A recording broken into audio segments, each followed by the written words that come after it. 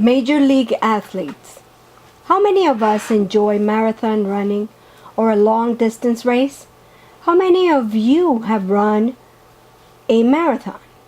Well, the text this morning speaks to us about a race, but a very special race because of its implicit characteristics. Some Bible commentators pose that this is one of the most eloquent passages of the New Testament because in it the author gives us a summary, an almost perfect summary of what the Christian life should be. It is evident by what the passage shows us that the first readers of this letter to the Hebrews had a lot of knowledge, or at least were familiar with the sport of running. The athletes would compete in a stadium while all the spectators would sit around on the sports arena's bleachers. This sport arena's bleachers. This is why the author of the letter utilizes these images of the spectators, the competitors, and the outfits they wore in the competition itself. Now I would like to call your attention to some of the most important points of this letter. Therefore, since we are surrounded by such a great cloud of witnesses, here the writer puts himself at the same level of the readers. He is together with them. He is one more competitor in this great race. He also looks at the bleachers and he sees a great number of spectators and witnesses. The author uses the phrase, a big cloud of witnesses. This can be interpreted like a large multitude. Nevertheless, in the word witnesses, we can find two meanings.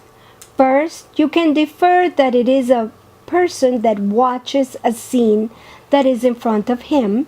His eyes and ears tell him what is happening. In second place, this word also means that a person can and is capable of speaking about something he has seen or heard. In this text, the witnesses are not quiet, and this can be seen in Hebrews 11:4, when it says referring to Abel, and by faith he speaks even though he is dead. In other words, the heroes of the faith that are mentioned in the previous chapter also speak, and some will ask themselves how they can do this if they are dead. Well, yes, they speak through the scriptures.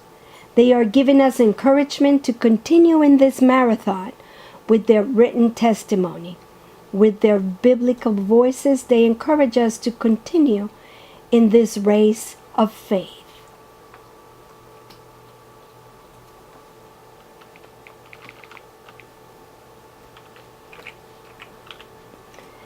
Let us throw off everything that hinders. Here the author shows a special interest in the clothes that we're going to be used for this race.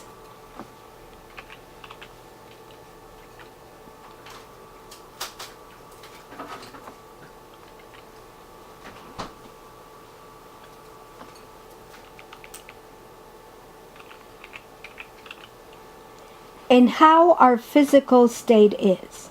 In order to run a good marathon, it's important that the clothes that we use are light and comfortable. Besides, we should have good training and we should have the proper weight.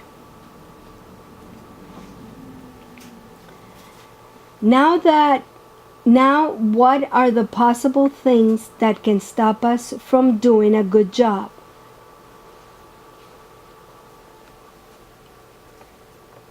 During this race.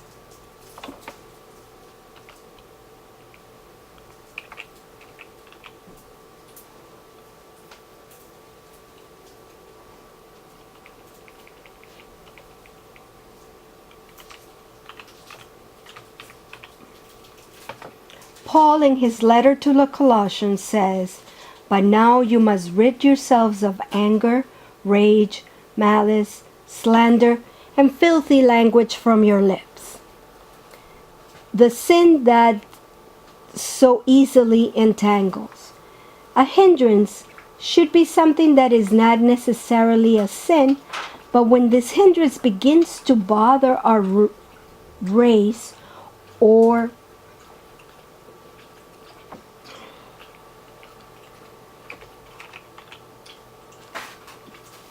it stops or bothers other participants in this run, then it can become a sin. For example, I would never think of running with a long gown or toga because I run the risk of tripping and falling down.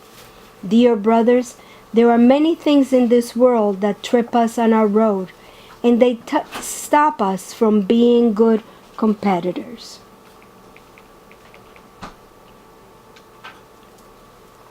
Let us run with perseverance, patience, the race marked out for us.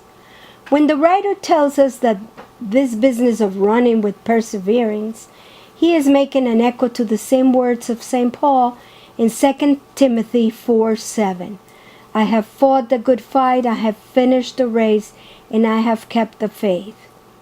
We, the competitors, are called to race with strength, and our objective is to arrive at the finish line. But while we run, we should be alerted to the signs that indicate the proper road. This will help us not to waste any time or take the wrong route. We must always look forward. Let us fix our eyes on Jesus, the author and perfecter of our faith.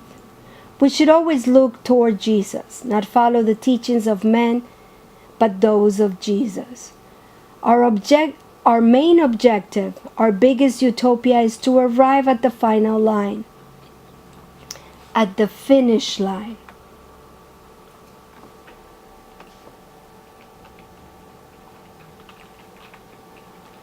But while we are running, our eyes should be on Jesus, because it is He, the main witness, that with His words encourages us, besides the fact that He is not just a simple spectator that is just sitting watching the race.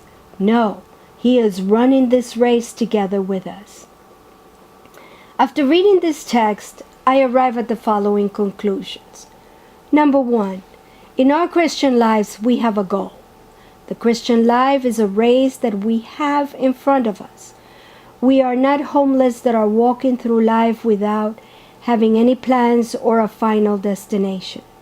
We are pilgrims who are always on the road. The life of a Christian is always going forward towards a final destination. The goal is just nothing else than Jesus Himself. Therefore, it would be great if at the end of each day we ask ourselves if we have done any progress in the race of life. Number two, in our Christian lives, we have an inspiration. We have that huge cloud of witnesses of which the scriptures speak about. I am sure that an athlete would push himself to the max if he knew he was being observed from the bleachers by a team of veteran Olympic champions, which push him to go forward. He's going to force himself to do better and better every day. As far as we are concerned, those Olympic champions are heroes of the faith that lived, suffered, and died in their own time. Number three, in the Christian life, we have obstacles. It is true that we are surrounded by all the greatness of the past, but we are also surrounded in the present by many things that could limit our race, to the point of making us take other roads. No one can reach a good result when they are tired with all the weight that they carry. Therefore, we need to make an inventory of our lives and leave on the side of the road anything that weighs us down. And that way, it would be a lot easier to go forward, even when we encounter some obstacles on the road. And many times we are going to need Jesus' help as well as our communities to overcome those stumbles. Number 4, in life we have a way. This way is perseverance, a strong perseverance that cannot be stopped by weakness or by any opposition that may show up. A persistence that won't stop us from obtaining the victory.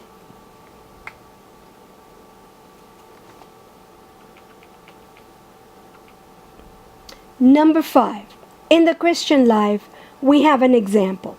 This example is Jesus, the one who chose the most difficult road of all, the road of the cross.